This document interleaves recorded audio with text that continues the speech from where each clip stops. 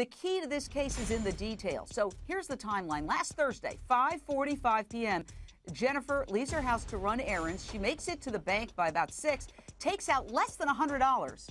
Then at 6:10, she's spotted on surveillance camera filling up her gas tank. And now we learned that between 6:10 and 6:17, Jennifer is spotted on camera going into the Rite Aid. A few minutes later, at 6:22, her cell phone registers a text from her mother. And then 3 minutes after that, Jennifer's cell phone is turned off. So my question to you, if I may call you Bill, at 6:22, she gets a text from her mother. Did Jennifer reply to that text? Tell us what you can about that key text.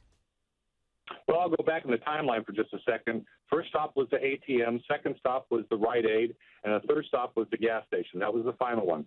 But Jennifer did not respond to that text that night. And it wasn't something that required a response. It was just informational regarding her brother. And so there's no additional details that were provided. And we're not going to go into the content of that text. Okay, but she did not respond. That's the bottom line. That is correct. And then 3 minutes later, her cell phone goes off. Approximately, yes.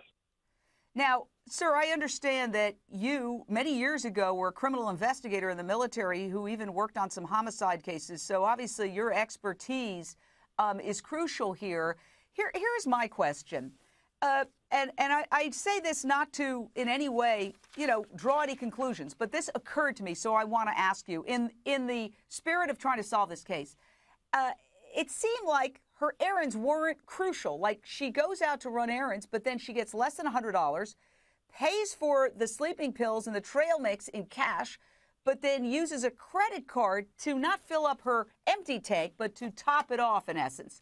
So none of those seem like crucial reasons to go out and run an errand. Do you have any thoughts on that at all? No, we know that she has varying habits regarding purchasing gas, whether she fully tops off the tank or just puts about $40 in the tank. So we don't have any real clue that is really useful information. But she really didn't deviate from anything she normally did. That day was a little bit light on her text and emails and phone calls, but it wasn't anything out of the ordinary. Well, let me ask you about the sleeping pills, the over-the-counter sleeping pills.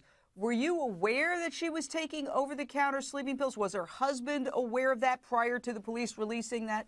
I know she had had headaches in the 3 days leading up to her disappearance, according to her husband.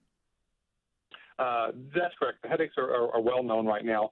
But as far as taking sleeping aids, I take something once in a while to sleep, because most sleeping aids, one of the main ingredients is the same thing you get in a package of Benadryl. And so the other ingredients I'm not familiar with, but I do know that she often has trouble sleeping. She doesn't get a good night's sleep. It's one of the first things that Callan always asks her about is, how'd you sleep last night? Because the way he describes his rest is he sleeps like a rock. He doesn't really know if she's asleep or not next to him. So it's not like she's disturbing him if she is awake.